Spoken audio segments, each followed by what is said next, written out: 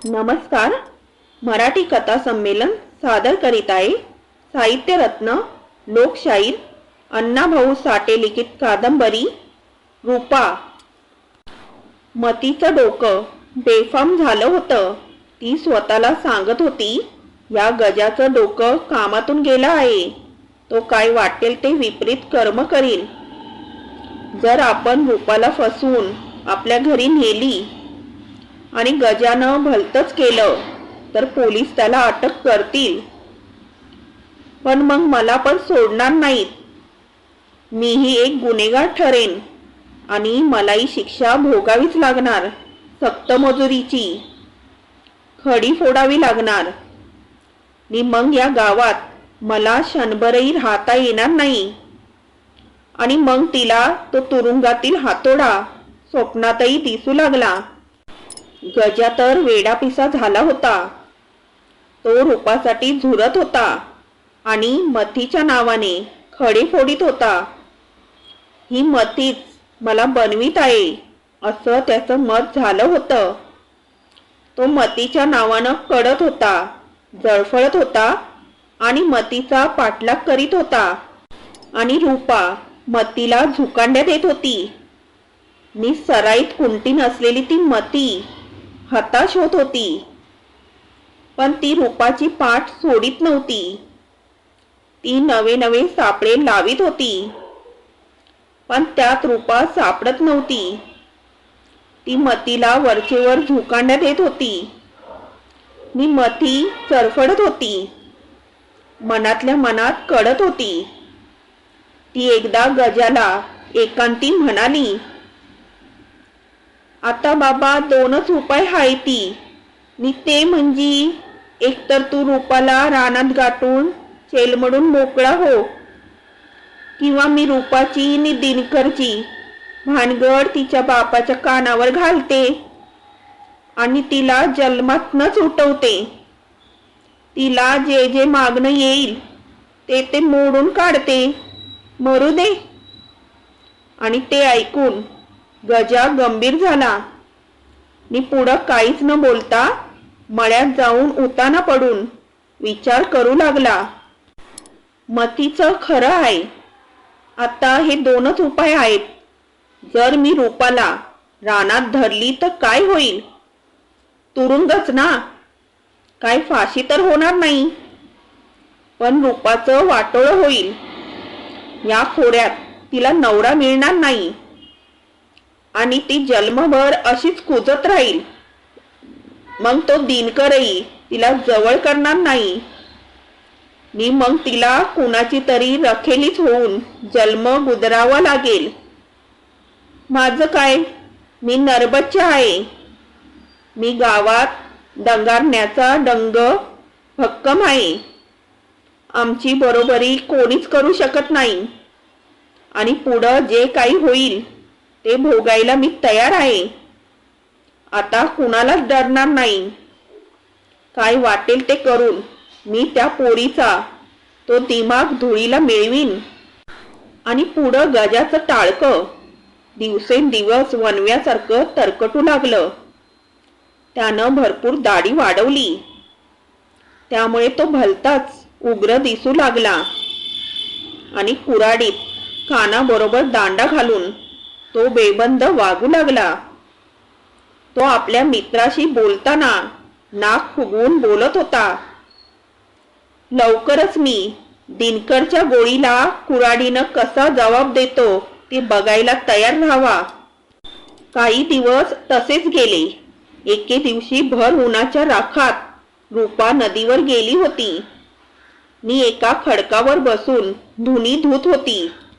2-4 बाया जवळच आंघोळ करीत होत्या. नि 5-6 पोरं डोहात डुबक्या मारीत होती.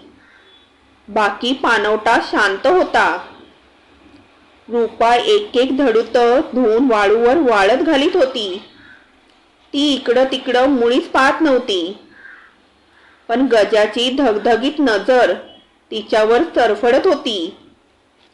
तो जवळच किंजाळात दबा धरून बसला होता. नि तो रूपाच्या देहातील प्रत्येक अवयव निरखित होता.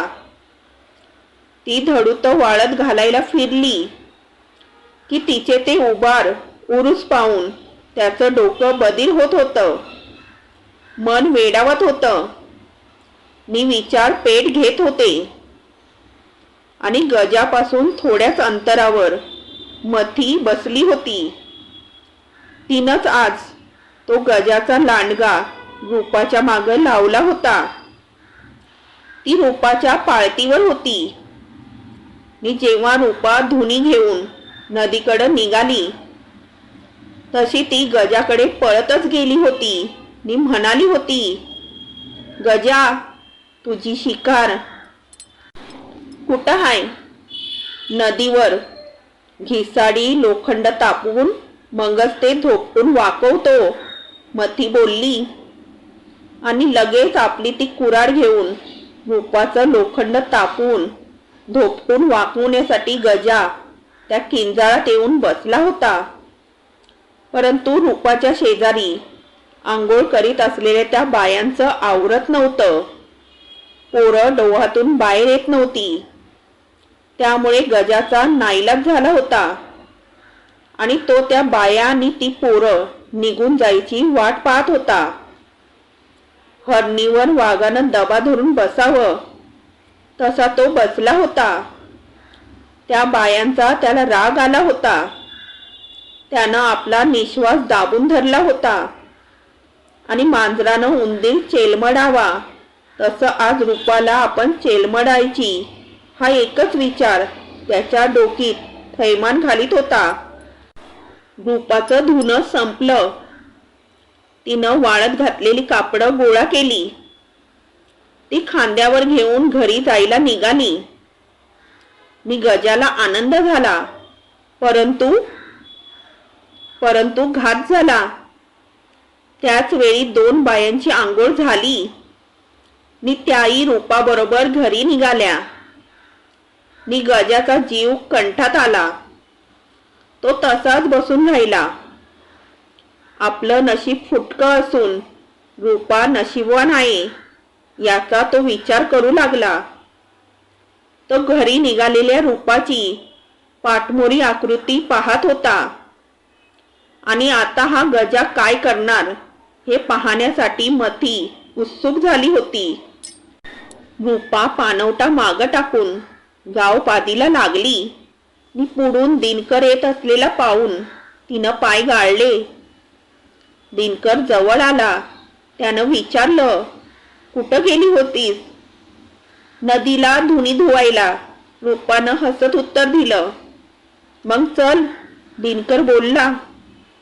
कुठं? मळ्यात. कशाला? मग सांगतो. मग सांगायची काहीच गरज नाही, ते मला समजलं आहे, ती म्हणाली. मग चल तर. तो चालू लागला आणि कावदुरातून पाचोळा जावा तशी रूपा त्याच्या मागून चालू लागली. तेव्हा तिचं हृदय धडधडत होतं. तिच्या नाजूक भावना उचंबळून आल्या होत्या. ती फक्त गालात हसत होती. रूपा, काय बोलत का नाहीस? काय बोलू? तू का मुकी आहेस? नाही, पण आत्ताच्या घडीला मी मुकी झाली आहे. ती दोघं मळ्यात गेली तेव्हा मथी थोडं अंतर राखून त्या दोघांचा पाठलाग करीत होती. रूपाला घेऊन दिनकर घरात शिरतात ती सशासारखी मुरली. तिनं जवळच असलेल्या गजाला खाली बसायची खूण केली. त्याबरोबर त्यानंही बैठक मारली. दिनकरनं घरात जाताच घोंगडं अंतरलं. रूपा हसली. बैस, तो बोलला. बसले. ती धुनी बाजूला ठेवून बसली. तिनं दाराकडे पाहिलं.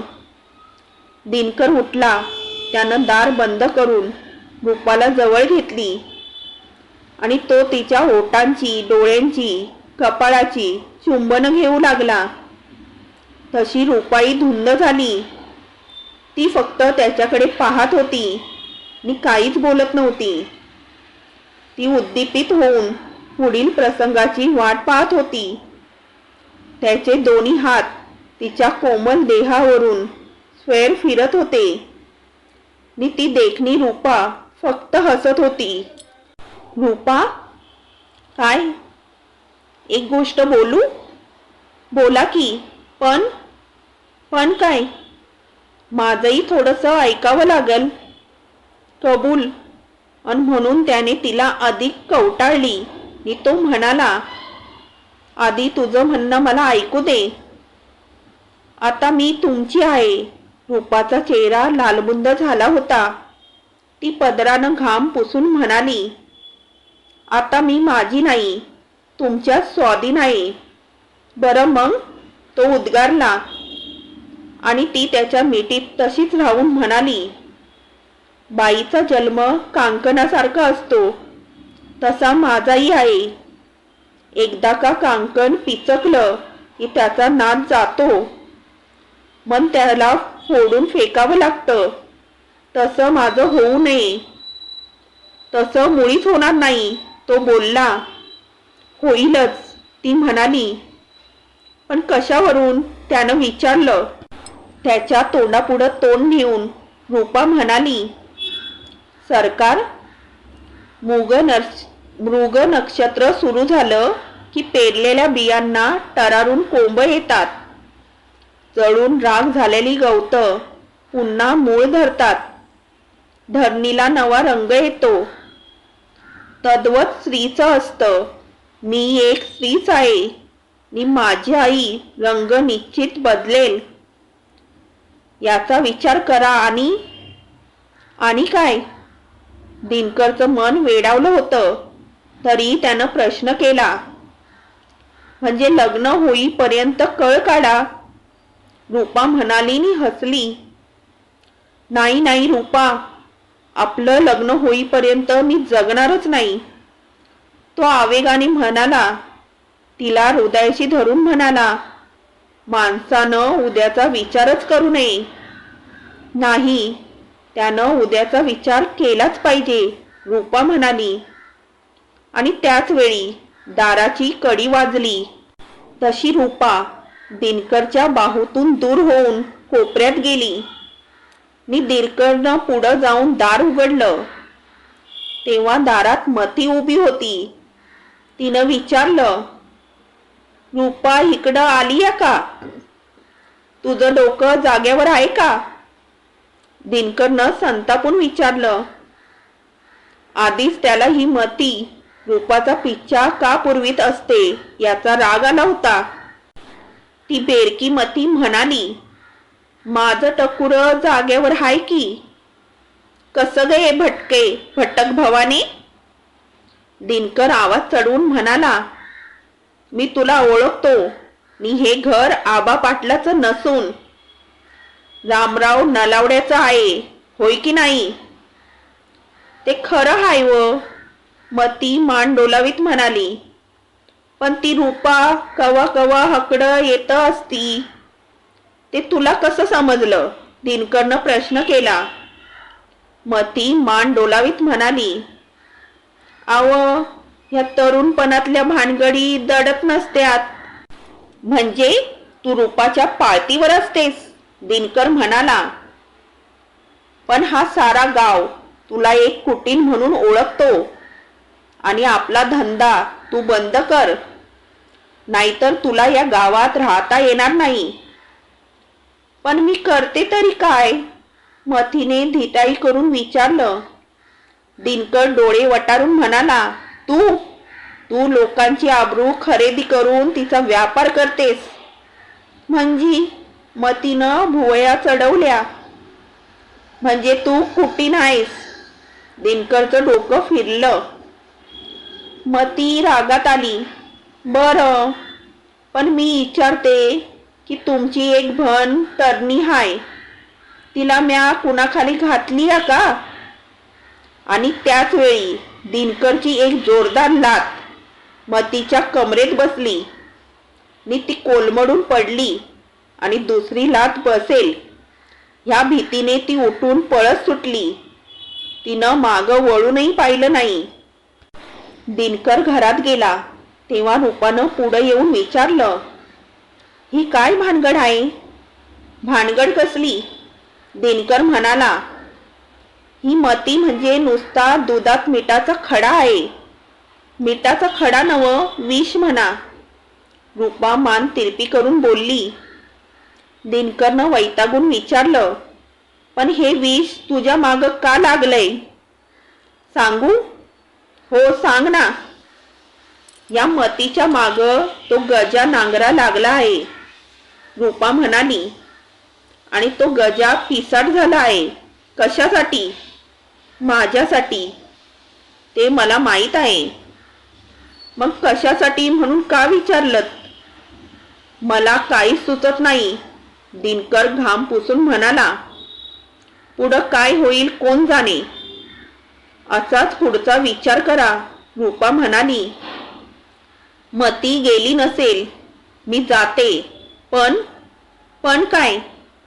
मला गावापर्यंत पोचवा. चल. आणि दिनकर आपली बंदूक घेऊन रूपाबरोबर निघाला. 3 आंब्यांच्या झाडाशेजारी असलेल्या पुरातन थडग्यावर गजा सैतानासारखा बसला होता. मती त्याच्या पुढं रडत होती आणि हुंदके देत होती. मती, काय झालं? गजानं विचारलं. मला दिनकरनं मारलं, मतीनं नाक शिंकरून उत्तर दिलं. कशापायी? गजानं पुन्हा प्रश्न केला. कशापायी म्हणजे? मती बितरून म्हणाली. तू मला त्या रूपाच्या मागं लावलंयस म्हणून मी रूपाच्या मागं लागलीय. मी तो त्या दिनकरच्या मागं पळतीया. समजलं का? हो समजलं. गजानं नाक फेंदरलं आणि रूपानी दिनकर त्याच्या समोर आली. त्या दोघांना पाहून गजाच्या डोळ्यात जाळ झाला. तो मोठ्यानं ओरडला. दिनकर उभा राहा. दिनकर खांद्याची बंदूक घेऊन उभा राहिला. रूपा भयचकित झाली. गजानं त्या थडग्यावरून उडी घेऊन तो दिनकरवर धावला. त्यानं दात ओठ खाऊन दिनकरवर कुऱ्हाडीचा घाव घातला. परंतु दिनकरनं त्याच्या कुऱ्हाडीवर बंदुकीच्या दस्त्याचा एक जोरदार झटका मारून तिचा दांडाच मोडून टाकला. ती लगेच एकापाठी एक असे 2 दस्ते गजाच्या पाठीत मारून त्याला जमीनदोस्त केला. गजा खाली पडताच मतीनं बोंब ठोकली. वातावरण तापलं. रूपा घाबरली. म्हणाली, मी थांबत नाही, जाते मी. आता माणसं जमतील. जा तू. दिनकर गजावर 3रा दस्ता उगारून म्हणाला. आता हा लवकर उठणार नाही. मथी तशीच बोंबलत होती. गजा निर्जीत पडला होता, त्यामुळे तो काहीच बोलू शकत नव्हता. रूपा गावात गेली आणि रानातील आणि गावातील माणसं त्या थडग्याकडे धावली. त्यांनी गर्दी केली. काहींनी पुढं होऊन दिनकरची बंदूक धरली आणि गजा कसाबसा उठला. तो 4-5 माणसांनी त्याला धरला आणि सर्वांनी एकच प्रश्न विचारला. अरे कशासाठी ही कलागत करताय? ते या हलकट गजाला आणि त्याची रखेली ही मथी यांनाच विचारा, दिनकर म्हणाला. या मथीनं आग लावली आहे. गजा आता माझा खून करणार होता. त्यानंच आधी कुऱ्हाड चालवली, पण मी तिचा दांडा मोडून याला खाली पाडला आणि मग गावाचा कल फिरला. मी सर्वच मथीवर बिथरले. दादू मगदूम म्हणाला. अरे कैदाशीन हाय ही गावात. पाण्यानं घरं जाळीत असतीया. अरे मग ही सटवाई गावात ठेवायचीच कशाला? खोत करदला. मी सर्वच बोलू लागले. तशी मथी डोळ्याला पदर लावून मोठ्यानं रडू लागली. मी पुन्हा गावकऱ्यांना तिची दया आली. मग काहींनी गजाला गावाकडे नेला आणि दिनकर मळ्याकडे परतला.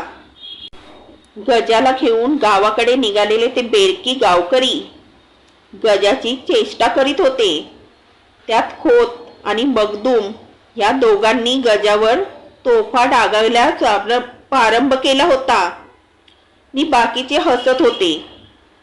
मगदुमानं गजाला विचारलं, ए गजा, अरे तू रेड्यावानी गडी असून एका दणक्यात भुई सपाट कसा झालास? आणि सर्वच एकदम हसले. काय करायचं, त्याचा काळ आला होता पण येळ आली नव्हती. गजा चरफडून म्हणाला, त्यात कुऱ्हाडीनं दगा दिला म्हणजे तिनं काय केलं? खोतानं गंभीर चेहरा करून विचारलं. गजा म्हणाला, ऐन वक्ताला माझ्या कुऱ्हाडीचा दांडा मोडला, नाहीतर.